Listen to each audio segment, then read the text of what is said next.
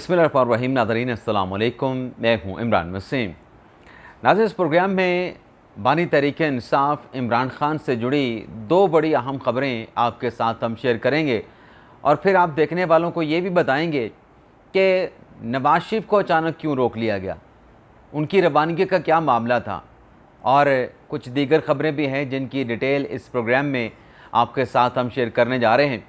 लेकिन प्रोग्राम का आगाज़ करने से पहले आप नाजरीन से चैनल सब्सक्रिप्शन की दरख्वास्त करेंगे कि जिन दोस्तों की जानिब से अभी तक हमारे चैनल को सब्सक्राइब नहीं किया गया उनसे दरख्वास्त होगी कि चैनल को सब्सक्राइब कर लें, बेल आइकॉन का बटन प्रेस करें और अगर आपको हमारी वीडियो पसंद आती है तो इसे लाइक भी करें और शेयर भी करें। तो सबसे पहले नाजरीन, जो चंद अहम मुकदमात की आज इस्लामाबाद हाई कोर्ट में समाअत होने जा रही है, पाकिस्तान तहरीक इंसाफ के मुकदमे हैं। पाकिस्तान तहरीक इंसाफ की बड़ी तवक्कुआत वाबस्ता है इन मुकदमात से। तो सबसे पहले इन मुकदमात की समाअत का मुख्तसर सा जो कर्टन रेज़र है वो आपकी खिदमत में पेश करेंगे। एक तो नाज़रीन, अज़हर मशवानी के भाई की गुमशुदगी का जो मामला है कि उन्हें बाजियाब करवाया जाए, अदालत के सामने उनकी प्रोडक्शन करवाई जाए। तो आज इस्लामाबाद हाई कोर्ट में इस हवाले से जो दरख्वास्त दायर की गई है अज़हर मशवानी के भाई की बाजियाबी के हवाले से, उस पर हाई कोर्ट में समाअत हो गई। आपको शायद याद होगा कि 3 दिन पहले मैंने एक व्लॉग में आप नाज़रीन के साथ ख़बर शेयर की थी कि ये लाहौर हाई कोर्ट से जो अज़हर मशवानी के भाई की बाजियाबी की जो दरख्वास्त वापस ली गई है और इसमें यह कहा गया है कि एक मिलिट्री इंटेलिजेंस की जानिब से फ़ोन करके बताया गया है कि अज़हर मशवानी के भाई उनकी कस्टडी में हैं, तो वो दरख्वास्त लाहौर हाई कोर्ट से वापस ली गई। तो मैंने आपके साथ ख़बर ये शेयर की थी कि ये अब दरख्वास्त इस्लामाबाद हाई कोर्ट में दायर की जाएगी। तो हमारी उस जो एक प्रेडिक्शन थी जो पेश गोई थी वो दुरुस्त साबित हुई है और लाहौर हाई कोर्ट से दरख्वास्त वापस लेके इस्लामाबाद हाई कोर्ट में दायर कर दी गई और आज इस्लामाबाद हाई कोर्ट में उस दरख्वास्त पे समाअत होने जा रही है।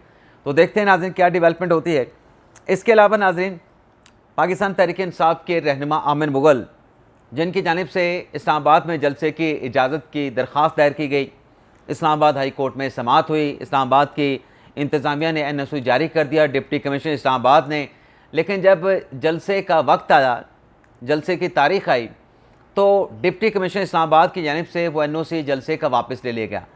तो उस पर PTI की जानिब से, आमिर मुग़ल की जानिब से तौहीन अदालत की दरख्वास्त आमिर मुग़ल के ख़िलाफ़, डिप्टी कमिश्नर इस्लामाबाद के ख़िलाफ़ दायर की गई। तो आज इस्लामाबाद हाई कोर्ट में इस केस की समाअत भी होना है। देखते हैं क्या प्रोसीडिंग आज की समाअत में होती है, अदालत क्या हुक्म जारी करती है।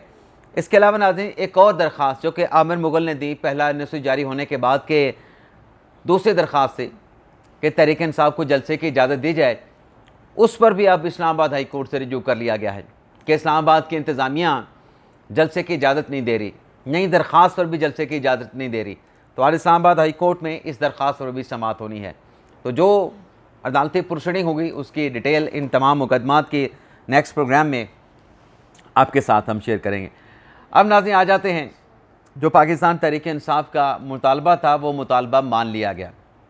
मुतालबा नाज़रीन था जो PTI के मंडी बहाउद्दीन से रुकने असम्बली हाजी इम्तियाज़ अली, जिनको महकमा एंटी करप्शन ने गिरफ़्तार किया, अदालत में पेश किया और फिर अदालत से वापस ले जाते हुए नामालूम अफराद ने, जो कहा जाता है कि PTI के अपने सपोर्टर थे, हाजी इम्तियाज़ अली को महकमा एंटी करप्शन की कस्टडी से छुड़वा के ले गए। अच्छा, वो गुमशुदा रहे तकरीबन हफ्ता डेढ़ हफ्ता तक और फिर PTI की जानिब से स्पीकर अयाज सादिक पे ज़ोर डाला गया कि आप उनके प्रोडक्शन आर्डर जारी करें, वो पंजाब हुकूमत की कस्टडी में हैं। लेकिन अयाज सादिक ने कहा कि मैंने पंजाब हुकूमत से रिपोर्ट मंगवाई है, पंजाब के सिक्योरिटी इदारों के पास हाजी इम्तियाज़ अली नहीं हैं। लेकिन कल उन्हें मुल्तान एयरपोर्ट से गिरफ़्तार किया गया, वो कतर जा रहे थे, कतर फ़रार होने की कोशिश कर रहे थे, जो रिपोर्ट किया गया।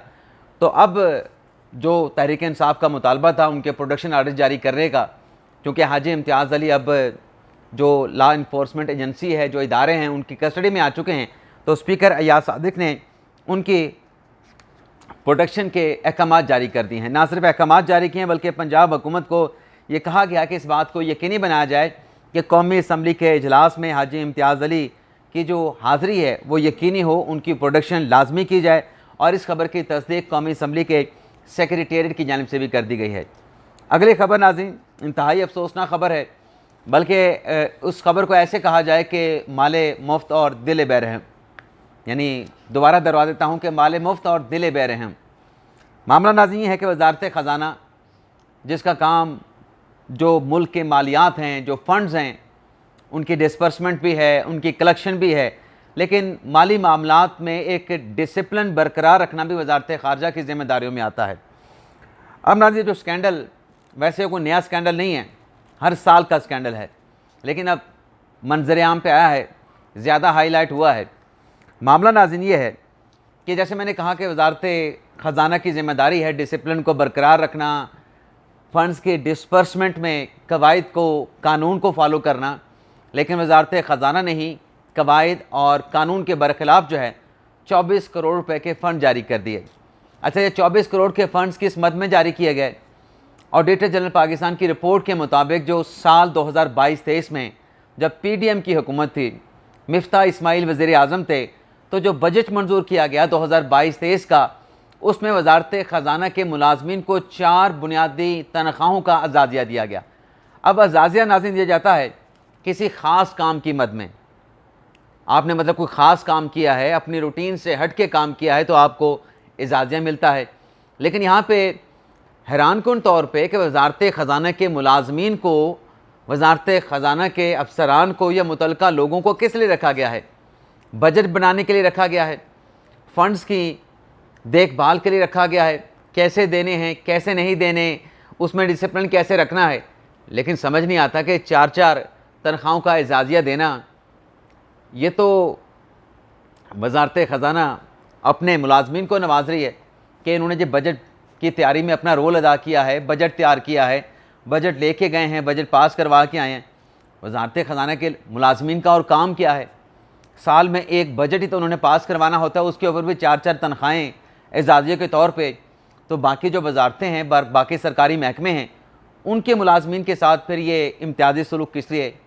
वो भी अपना कोई ना कोई काम कर रहे होते हैं, उन्हें भी कोई जवाज़ बना के एजाज़िया दिया जाए, क्यों नहीं दिया जाता?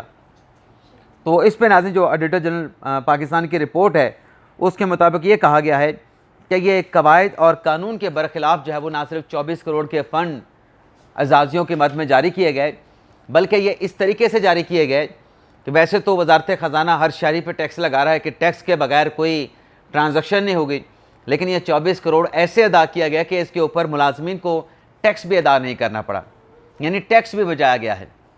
लोगों को हदायत, लोगों के ख़िलाफ़ एक्शन कि अवाम टैक्स नहीं देते, और वजारत ख़जाना खुद क्या कर रही है, एक 24 करोड़ के गैर कानूनी फ़ंड की मंजूरी और फिर उसके ऊपर टैक्स की कोई कटौती नहीं। अगली खबर नाज़रीन एक खुशखबरी है। अगर एक अफसोसनाक खबर थी तो खुशखबरी भी है। वो मेहनतकश पाकिस्तानी जो मुत्तहिदा अरब अमारात जाते हैं, सऊदी अरब जाते हैं, ओमान जाते हैं, कतर जाते हैं या मशरिक़ वस्ता के ममालिक में जाते हैं, जब टिकट ख़रीदते थे तो 12,500 उन्हें टैक्स अदा करना पड़ता था। लेकिन अब हुकूमत पाकिस्तान ने उस 12,500 टैक्स को कम करके सिर्फ 5,000 कर दिया है। फ़िक्स टैक्स कर दिया 5,000, 12,500 अदा नहीं करना पड़ेंगे। तो एक नाज़रीन ये अच्छी डेवलपमेंट हुई है। अब आ जाते हैं, नवाज शरीफ की रवानगी को रोक लिया गया। अब नवाज शरीफ की रवानगी को रोकना, इमरान खान साहब तो कहते हैं कि उनका नाम ECL में डाल दें। तो क्या नवाज शरीफ बैरून मुल्क जा रहे थे? नहीं नाज़रीन, नवाज शरीफ बैरून मुल्क नहीं जा रहे थे। नवाज शरीफ मरी में कहीं सड़क पे सफ़र कर रहे थे कि वहीं पे उनकी मदहा फैमिली ने देखा कि तो नवाज शरीफ बैठे हैं गाड़ी में, उनकी गाड़ी आ रही है, सामने से कहीं नवाज शरीफ का चेहरा नज़र गया। फैमिली ने रोका नवाज शरीफ को और नवाज शरीफ रुक गए। नवाज शरीफ को जाते हुए रोक लिया गया और नवाज शरीफ रुक गए, और उस फैमिली के साथ नवाज शरीफ ने तस्वीर बनाई, या उस फैमिली ने नवाज शरीफ के साथ तस्वीर बनाई। एक छोटी सी वीडियो भी चल रही है। तो ये मामला हुआ है कि नवाज शरीफ को जाते हुए रास्ते में रोक के, बारिश चल रही थी, फैमिली ने रोक के उनके साथ तस्वीरें बनाई और बड़े खुश दिखाई दे रहे थे। नवाज शरीफ का जिक्र हुआ है तो नवाज शरीफ की बेटी मरीम नवाज़ का भी जिक्र कर लें। पंजाब की पहली खातून वज़ीर आला मरीम नवाज़ साहबा, मामला यह है कि उनकी काबीना के एक वज़ीर की वीडियो सामने आई है, अली शेर गोरचानी की। और उस वीडियो में, अच्छा उस वीडियो में क्या, उस पर आने से पहले मरीम नवाज़ ने उस वीडियो का नोटिस ले लिया है और अली शेर गोरचानी को शोकास नोटिस जारी करके उनसे जवाब तलब कर लिया गया है, और मामले की इंक्वायरी के लिए मुजतबा शजाउर रहमान की सरबराही में 5 रुकनी कमेटी बना दी गई है। अब मामला नाज़रीन ये है कि अली शेर गोरचानी साहब की एक वीडियो सोशल मीडिया पे वायरल हुई, जिसमें वो किसी शख्स के साथ बात कर रहे हैं कि मादनी कान जो है वो आपको दिलवाई जाएगी। चाहे ऑक्शन हो रहा है, पब्लिक ऑक्शन है, लेकिन जो आपकी पसंद का प्लॉट है मादनी पहाड़ी का, वो आपको लेके दिया जाएगा। आगे से वो शख्स पूछता है ये बात कि कैसे, तो मिनिस्टर साहब कहते हैं अली शेर गोरचानी साहब के बस वो आप मुझ पे छोड़ दें, जो आपने कहा है कि आपको ये पहाड़ी चाहिए वो आपको मिल जाएगा। तो ये वीडियो नाज़रीन जब सोशल मीडिया पे वायरल हुई, इसका नोटिस लेके मरीम नवाज़ ने जवाब और इंक्वायरी का आगाज़ कर दिया है। अब आ जाते हैं जो इमरान खान साहब से जुड़ी अहम खबरें हैं।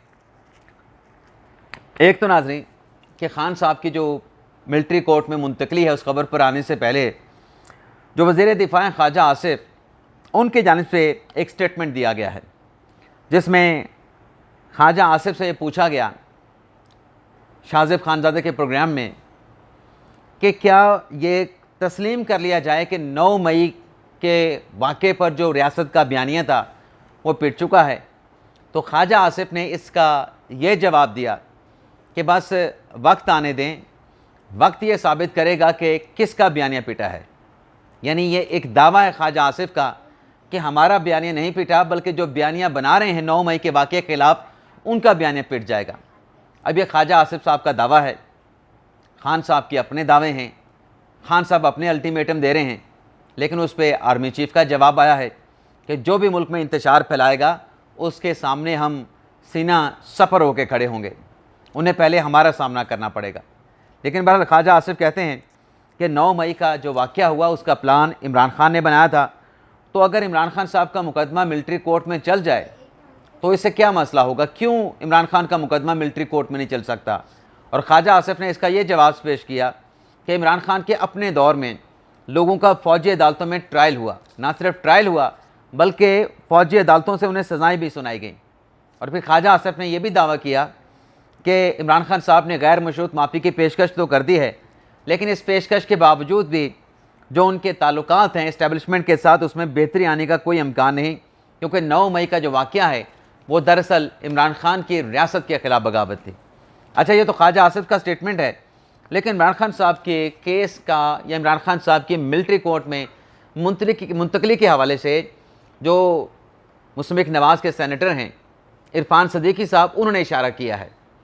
इशारा क्या करते हैं इरफान सदीकी साहब? एक तो आपको याद होगा कि अभी चंद रोज़ पहले जो इमरान खान साहब ने अडयाला जेल में गैर रस्मी गुफ्तगू की, उसमें इमरान खान साहब से सवाल हुआ था इरफान सदीकी के हवाले से कि इरफान सदीकी साहब ने कहा है कि इमरान खान के साथ मुज़ाकरात का बाब या वक्त ख़त्म हो चुका है। तो खान साहब ने इरफान सदीकी को बेवकूफ़ कहा था कि ये बेवकूफ़ लोग हैं, इनके लिए वक्त ख़त्म हुआ होगा, लेकिन मेरे लिए वक्त ख़त्म नहीं हुआ। अब सेनेटर इरफान सदीकी ये कहते हैं कि इमरान खान साहब के ख़िलाफ़ जो मुकदमात की नेचर है, उन मुकदमात की नोयत को देखते हुए खान साहब का केस मिलिट्री कोर्ट में जा सकता है। अच्छा, सिर्फ ये नहीं कहा इरफान सदीकी ने, बल्कि ये भी कहा कि जो 1 पेज है जो खान साहब के दौर में था, खान साहब ने 1 पेज जो है मुल्क में तरक्की और खुशहाली के लिए उसका इस्तेमाल नहीं किया, बल्कि सियासी मुखालफिन को जेलों में डालने के लिए, सियासी मुखालफिन को सज़ाएँ दिलवाने के लिए, सियासी मुखालफिन के ख़ात्मे के लिए इस्तेमाल किया। सेनेटर इरफान सदीकी कहते हैं कि आसिम मुनीर ने इमरान खान के दौर के करप्शन के जब जो सबूत थे, जो शवाहिद थे, इमरान खान के पास लेके गए, तो बजाय इसके कि इमरान खान उन करप्शन के शवाहिद पे कार्रवाई करते, इमरान खान अपने लोगों के करप्शन के शवाहिद दे के उस वक्त के DGI से आसिम मुनीर के साथ नाराज़ हो गए। और फिर इरफान सदीकी कहते हैं कि इमरान खान ने सियासी मुखालफिन को जेलों में डालने का कहा, तो आसिम मुनीर ने उनको जेलों में डालने से इनकार कर दिया। और आखिरी बात जो इरफान सदीकी साहब कहते हैं कि इमरान खान साहब जो मर्ज़ी दावे करते रहें, इमरान खान साहब जो मर्ज़ी तवक्कुआत लगा के बैठे रहें, इमरान खान साहब जहाँ के मर्ज़ी दरो दीवार या दरवाज़े खटखटाते रहें, लेकिन जितने भी सियासी कार्ड्स थे, जितनी भी सियासी चालें थीं, वो बानी PTI इमरान खान जो है वो चल चुके हैं। तो ये नाज़रीन आज का हमारा व्लॉग, उम्मीद करते हैं कि आपको पसंद आया होगा। आपसे इजाज़त चाहते हैं। अल्लाह ताला हम सब का हामी नासिर हो। अपनी दुआओं में याद रखिएगा। अल्लाह हाफ़िज़।